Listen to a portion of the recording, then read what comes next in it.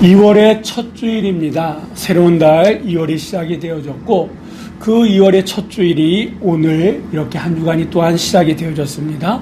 이번 한 달도 또한 이번 한 주간도 살아 역사하시는 하나님이 우리의 가정과 우리의 직장과 우리의 사업장과 무엇보다도 우리의 사랑하는 사람들을 지켜주시고 보호하여 주실 줄 믿습니다.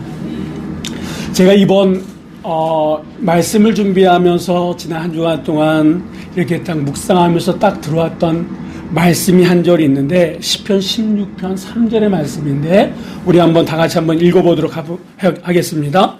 땅에 있는 성도들은 존귀한 자들이니 나의 모든 즐거움이 그들에게 있도다. 아멘. 이 말씀 가운데에 존귀라고 하는 이 단어가 제 안에 들어왔습니다. 이 말씀을 근거로 말씀드린다 그러면 예수 그리스도를 구주로 믿고 천국을 바라보는 성도들은 그들의 삶의 형편이 환경이 지금 처해 있는 상황이 어찌하든 간에 하나님 보시기에 어떤 사람들입니까? 존귀한 자다라고 하는 거예요. 여러분 우리 한 사람 한 사람은 존귀한 줄 믿습니다. 내 옆에 계신 분도 존귀한 줄 믿습니다. 그래서 우리 한번 서로 인사 나누시겠습니다. 몰라봐서 죄송합니다. 몰라봐서 죄송합니다. 자, 또 한번 인사 나누겠습니다. 앞으로 잘하겠습니다. 앞으로 잘해요. 네.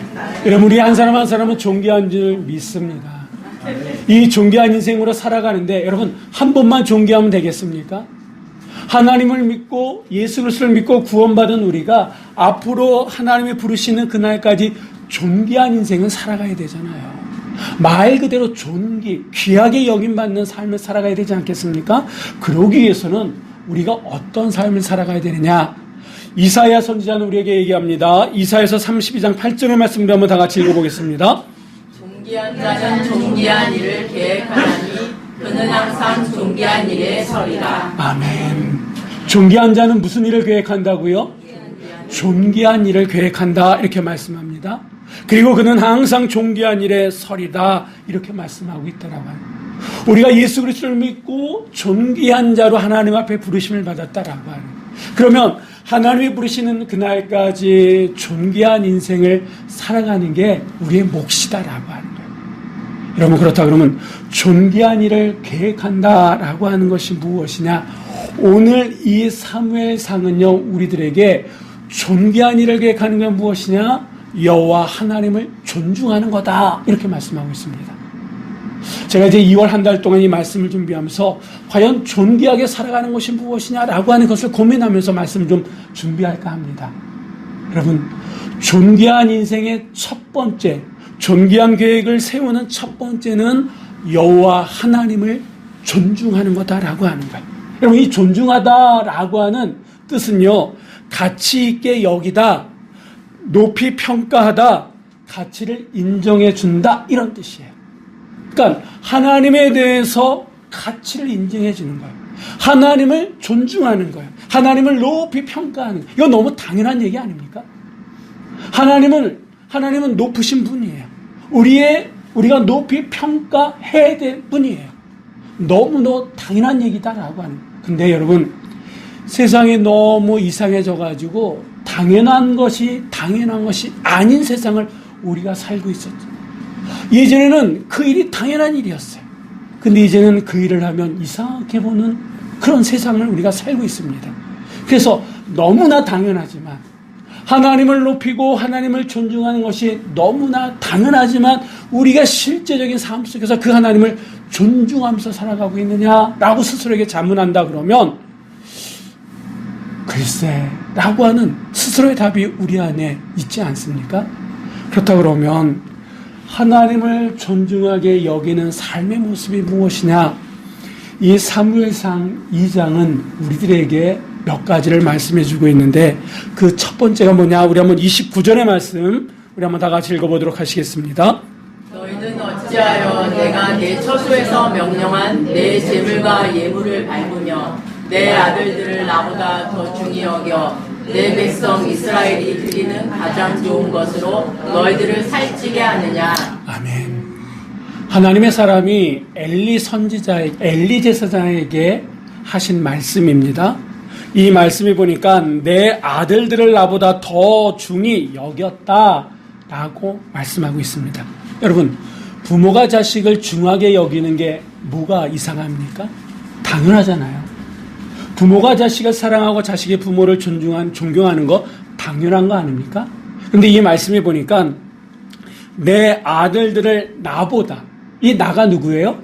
하나님이시죠. 나보다, 하나님보다 더 중히 여기는 것은 이야기가 다르다라고 하는 거예요. 이 엘리는요, 아론의 후손 가운데 한 사람입니다. 그래서 이 당시 대제사장의 역할을 감당하고 있었어요.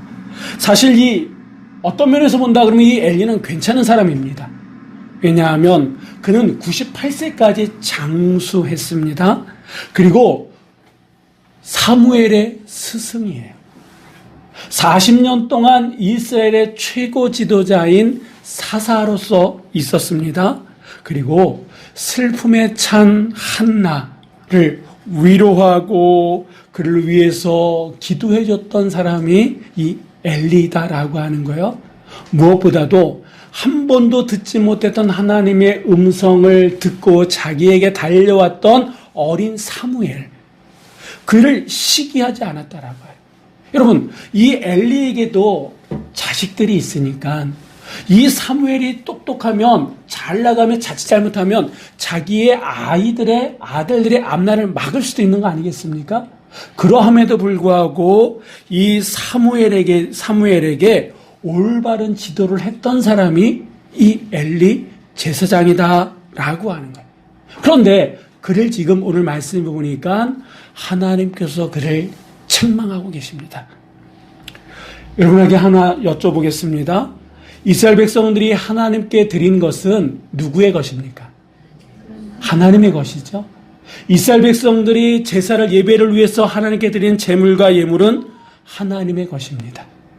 그런데 당연히 하나님의 것인데 이 하나님의 제물과 예물을 제사장의 아들들이고 제사장인 이 엘리의 두 아들 홈리와 비느하스가 도중에 중간에 가로챘다라고 하는 거예요. 그러면 아버지로서 선배 제사장으로서 그 아들들을 어떻게 해야 됩니까? 책망을 해야 되죠. 그래서 그렇지 않게 하도록 해야 되지 않겠습니까? 징계를 해서라도 공의를 세워나가는 게 엘리 제사장, 아버지의 역할이요 선배 제사장의 역할이다라고 하는 거예요. 물론 오늘 이 말씀을 자세히 읽어보면, 여러분 앞뒤를 읽어보면 엘리 제사장도 그의 아들들을 책망했습니다. 근데 문제는 듣지 않았다라고. 듣지 않았으니까 포기하는 것이 아니라 들을 때까지 어떻게 했어야 되는데 그것을 적극적으로 막지 않았다라고 하는 거예요. 그럼 왜 이 엘리 제사장은 그 후배 아들이면서도 후배 제사장인 홈리와 비느하스의 그 악행을 막지 않았느냐? 오늘 본문은 뭐라고 얘기하고 있습니까? 자식들을 하나님보다 더 중하게 여겼기 때문이다 라고 말씀하고 있다라고 합니다. 자식들에 대한 맹목적인 사랑이 넘지 말아야 될 그 선을 넘은 거예요, 안 넘은 거예요? 넘고 말았다라고 하는 거예요. 여러분, 하나님께 드려야 할 것을 드리지 않거나 하나님 외에 그 어떤 것을 하나님보다 더 중하게 여긴다 그러면 그것이 과연 하나님을 경외하는 걸까요?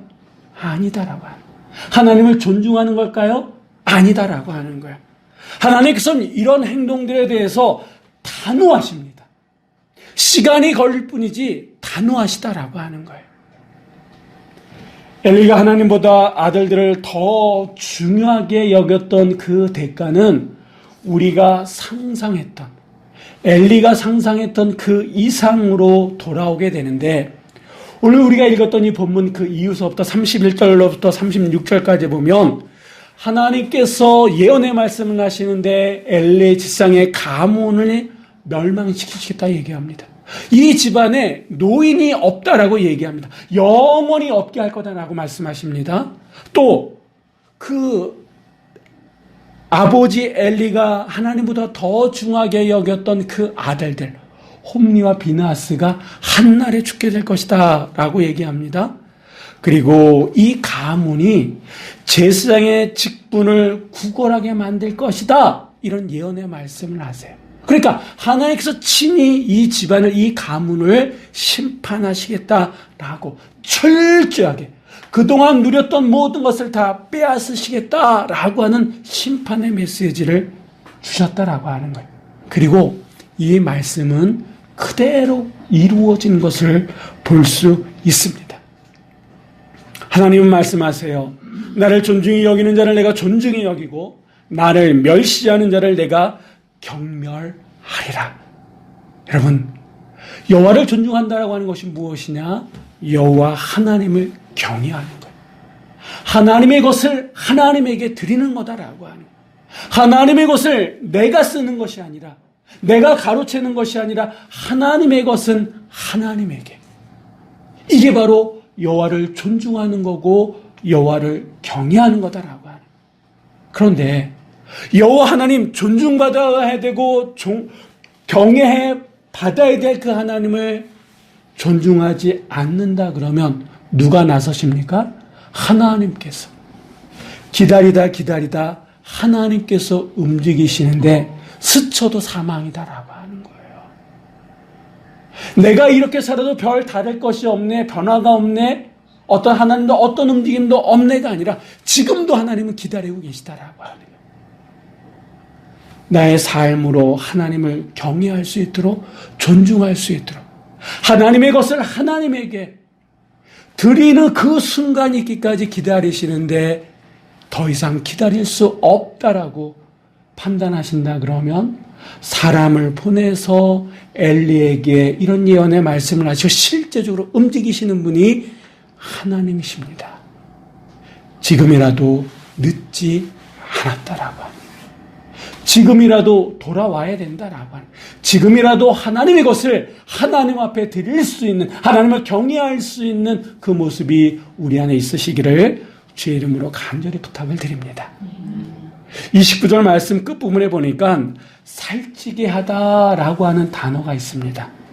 이 살찌게 하다라고 하는 이 단어는 히브리어로 바라라고 하는데, 이 바라라고 하는 이 말을 우리가 주목할 필요가 있습니다. 왜냐하면 이 바라라고 하는 이 단어의 의미 가운데 하나가 뭐냐면 마치 내가 하나님이 된 듯 행동한다라고 하는 뜻이 있기 때문에 그래요. 그럼 무슨 말이냐? 이 홈리와 비느하스는 제사장이에요. 하나님을 경외해야 하는 그 일에 앞장설 사람들입니다. 그런데 이들이 하나님을 경외하기는커녕 자신들이 하나님인 듯 행동했다라고. 그것도 한 번도 아니라 지속적으로. 심지어는 어떤 일까지 있었냐면 사무엘상 2장 17절의 말씀 우리 한번 다 같이 읽어보도록 하시겠습니다. 이 소년들의 죄가 여호와 앞에 심히 크면 그들이 여호와의 제사를 멸시함이었더라. 아멘. 이 소년들이 누굽니까? 엘리의 두 아들 홈리와 비느하스다라고 하는 거예요. 여러분, 예배가 뭐예요? 예배에 있어서 가장 중요한 게 뭡니까? 하나님을 존중하는 마음. 그걸 우리는 믿음이라고 얘기합니다. 또 달리 표현하면 하나님을 하나님으로 인정하는 것. 이게 예배에 있어서는 아주 중요합니다. 그러니까 하나님을 존중하기 때문에 그 예배를 예배로 드리는 거예요. 그런데 이들은 어떻게 했습니까? 뭐라고 얘기하고 있습니까? 여호와의 제사를 뭐 했다고요? 멸시했다라고 하는 거예요. 이 하나님께 드려지는 그 제사 예배를 멸시했다라고 하는 것은 하나님을 존중하는 거예요? 안 존중하는 거예요? 존중하지 않는 모습에서 이런 행동들이 나왔다라고 하는 거예요. 여러분, 그러다 보니까 하나님께 드렸던 그 제물과 예물을 가로채고 집해봤다라고 해요. 마치 자기들이 하나님인 것처럼 하나님께 바쳐진 것을 자기들의 살을 찌우는 일에 썼다라고 하는 거예요. 구약 성경에 보면 예언서들이 있습니다. 예언자들이 있어요. 근데 그들의 공통적인 메시지 하나가 있는데 뭐냐 하면 잘못된 예배를 회개하라라고 해요. 여러분, 이스라엘 백성들은 지금도 마찬가지고 신약시대도 마찬가지고 구약시대도 마찬가지고 그들은 하나님 앞에 예배를 드렸습니다. 절기가 되면요, 저 외국에 있어도 예루살렘에 올라와서 하나님 앞에 예배드렸던 사람이에요. 그런데 구약의 예언자들은 뭐라고 얘기하냐면 그 예배를 회복시켜야 된다라고 얘기합니다. 이스라엘 백성들은 열심히 예배드리고 있는데 선지자들은 오히려 이 예배를 하나님 받으시지 않는다라고 하는 거예요. 그렇다면 왜 그러느냐? 그들은 형식적인 예배를 드려요. 몸으로만 예배드린다라고 하는 거예요.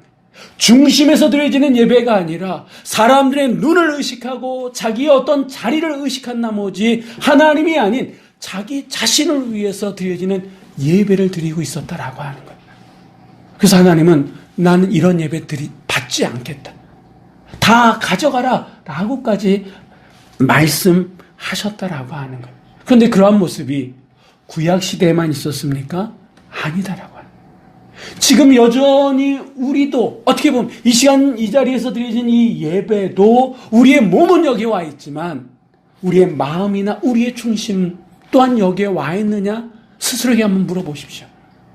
여러분, 이 시대의 교회의 안타까운 모습 가운데 하나는 예배에 대한 기대감이 점점 사라지고 있다라고 하는 거예요. 작은 교회는 작은 교회대로, 큰 교회는 큰 교회대로. 물론 예전에 비교한다 그러면 멋있는 건물과 그 프로그램이나 이런 시설들을 보면 어느 시대보다 정말 우리의 눈을 유혹하고 현혹하고 있습니다. 근데 그 안에 중심에서 드려지는 예배냐라고 한다 그러면 서로들 그러니까 물음표를 던지고 있다라고 하는 겁니다. 여러분, 특히 코로나 이후에 이 예배의 모습들이 많이 달라지지 않았습니까? 언제서부턴가 그런 얘기를 합니다. 예배는 짧을수록 좋은 거라고. 예배는 단순할수록 좋은 거라고 얘기합니다. 그리고 이 예배 가운데에 찬송하고 기도하고 말씀 듣는 이런 순서가 있습니다만 그 어떤 것보다도 그냥 설교만 들으면 됐지라고 하는 생각들. 그러니까 예배 임하는 자세들이 점점 느슨해지고 있다라고 하는. 더더군다나 요즘 인터넷이 발달하고 유튜브에서 예배 이런 시장들이 많다 보니까 여기저기서 여러분 그냥 그렇게 예배 드리면 되는 거지라고 하는 모습도 알게 모르게. 예전에는 내가 정말 하나님 앞에 헌신하는 마음으로 나왔다 그러면 이제는 편안한 예배를 사람들이 알게 모르게. 그러다 보니까 목회자들도 사람들에게 성도들에게 부담을 주는 것이 아니라 그냥 편안하게 예배드리는 모습으로 가려고 하는 그런 유혹들이 없지 않아 있다라고 하는 거예요. 네, 여러분 보십시오. 이 예배라고 하는 것은 하나님과의 만남의 시간이잖아요. 그 만남을 통해서 위로받기도 하고 용서받기도 하고 용서해 줄 수 있는 용기도 있고 희망도 얻을 수 있는 거고 때로는 치유의 역사도 나타나는 거 아니겠습니까? 세계의 역사를 보든 개인사를 보든 이 예배를 멸시하고 예배에 대해서 반대했던 사람들, 반대했던 나라치고 잘된 나라, 잘된 사람은 없다라고 하는. 그러면 잘 나가는 사람들을 보고 잘 나가는 교회들 보면 어떤 모습들이 있느냐? 하나같이 예배에 목숨을 걸고 있다라고 하는 거예요. 내 상황이 힘들고 어렵지만 그 예배를 세워나가는 일에 최선을 다하는 사람들의 공동체가 살아난다라고 하는 거예요. 그렇다 그러면 여러분 지금 오늘 이 시간 드려지는 이 예배 우리의 마음의 자세는 어떻습니까? 서로 마음은 볼 수는 없어요. 그런데 태도를 보면 알 수 있는 거 아니겠습니까? 내가 정말 신령과 진정으로 예배를 준비하고 예배를 드리고 있느냐 태도 가운데 나타난다라고 하는 거예요. 하나님께서 말씀하십니다. 나를 존중히 여기는 자를 내가 존중히 여기고 나를 멸시하는 자를 내가 경멸하리라. 하나님을 존중한다라고 하는 것, 하나님 앞에 드려지는 예배, 그 예배를 신령과 진정으로 내가 할 수 있는 최선의 모습으로 드리는 모습이 하나님을 존중하는 모습이다라고 하는 거예요. 자, 우리 한번 30절 말씀 우리 한번 다 같이 읽어보도록 하겠습니다. 그러므로 이스라엘의 하나님 나 여호와가 말하노라. 내가 전에 내 집과 내 조상의 집이 내 앞에 영원히 행하리라 하였으나 이제 나 여호와가 말하노니 결단코 그렇게 하지 아니하리라. 나를 존중히 여기는 자를 내가 존중히 여기고 나를 멸시하는 자를 내가 경멸하리라. 아멘. 이 말씀 역시 하나님의 사람이 엘리 제사장에게 한 얘기죠. 이 말씀 30절 말씀 보니까 반복되는 표현이 있습니다. 말하노라 말하노니. 누가 말하는 거예요? 하나님께서. 그러니까 하나님께서는요, 침묵하시는 분이 아니다라고 하는 거죠. 그러면 하나님은 침묵하신 하나님이 아니다라고 하는 그 얘기는 하나님은 말씀하시는 하나님이다라고 하는 거예요. 하나님은요, 이 엘리 제사장에게 얘기합니다.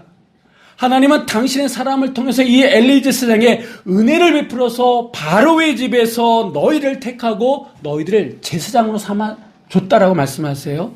분양할 수 있도록 특별한 은혜를 주셨고 재물을 먹을 수 있도록 특별한 혜택을 주셨는데 왜 너희들은 그 은혜를 망각하고 하나님의 말씀을 듣지 않느냐라고 책망하고 계시다라고 하는 거야.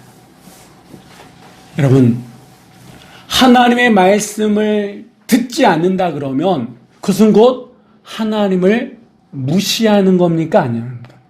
무시하는 거죠. 누가 내가 누구에게 뭔가를 얘기하는데 그 말을 듣지 않는다 그러면 나를 무시하고 내가 그 사람을 무시한다라고 하는 거예요. 부모가 자식에게 뭔가를 얘기하는데 자식이 듣지 않는다 그러면 부모를 무시하는 행동일 수 있습니다. 서로 간에 물론 들을 수 없는 얘기, 들으면 안 되는 얘기가 있습니다만 누가 들어도 들어야 될 얘기를 듣지 않는다 그러면 그건 서로에 대한 무시다라고 하는 거예요. 여러분, 무시받고 좋아할 사람 있습니까? 없어요. 아이들도 무시하면 싫어하잖아요. 근데 하나님, 우리의 주권자 되시는 하나님이 말씀하시는데 그 말씀을 우리가 듣지 않는다 그러면 내 내면 안에는 하나님을 무시하는 그런 모습들이 있다라고 하는 거예요. 영적으로 가장 타락했던 성경의 역사 가운데에 어느 시대를 얘기하냐면 사사시대를 얘기합니다. 이 사사시대가 이스라엘 백성들에게 있어 이스라엘 역사에 있어서 가장 타락한 시대라고 얘기해요. 근데 이 사사시대를 한 문장으로 표현한 성경 구절이 있는데 사사기 17장 6절의 말씀 우리 한번 다 같이 읽어보도록 하겠습니다. 사람마다 자기 소견에 오는 대로 행하였더라. 아멘. 왜 이 사사시대가 영적으로 가장 타락했느냐? 사람마다 자기 소견대로 자기 소견에 옳은 대로 행동했기 때문에 내 마음에는 이게 하고 싶은 거예요. 옳다고 생각하는 거예요. 그러니까 저마다 자기의 옳은 대로 행하니까 질서가 있겠습니까? 없다라고 하는 거예요.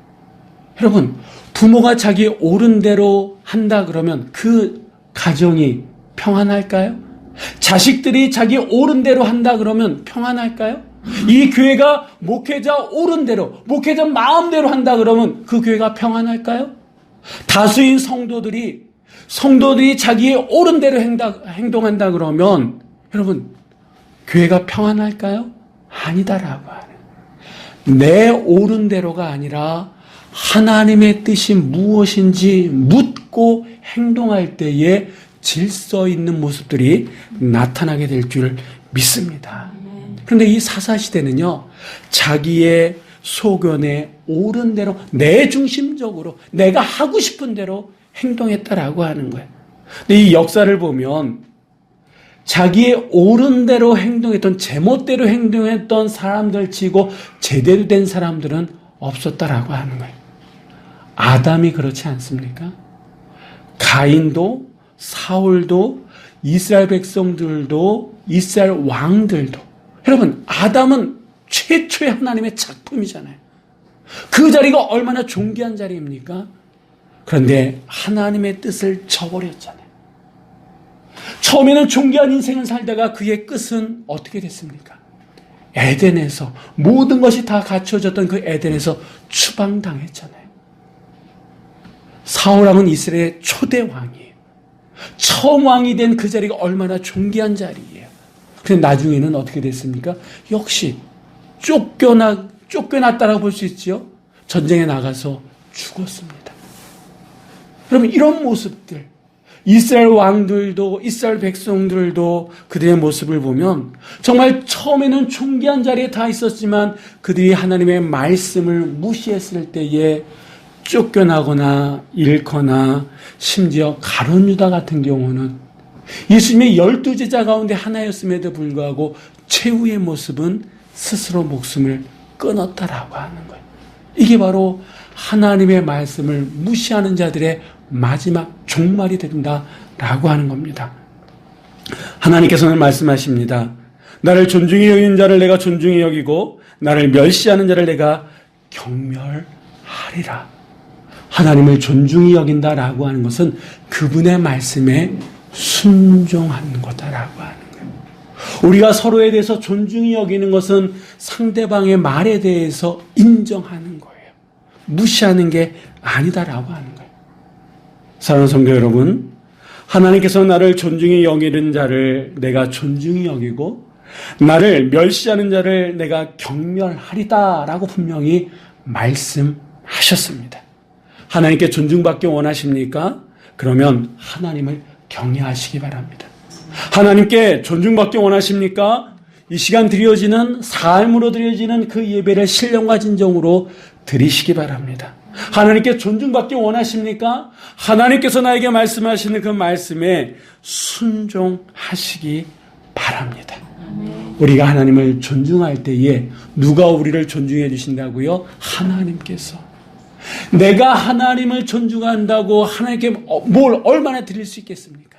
그런데 하나님께서 나를 존중해 줄 때 나에게 주시는 것은 내가 상상할 수 없는 거다라고 하는 거예요.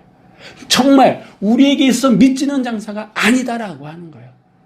그렇기 때문에 정말 이 2월 한 달 우리가 존귀한 인생으로 살아가면서 무엇보다도 하나님을 존중히 여기는, 존중할 수 있는, 정말 하나님을 경외하고 신령과 진정으로 예배드리고 하나님의 말씀에 순종함으로 말미암아 하나님의 존중을 받는 여러분 모두가 되시기를 주의 이름으로 간절히 축원합니다.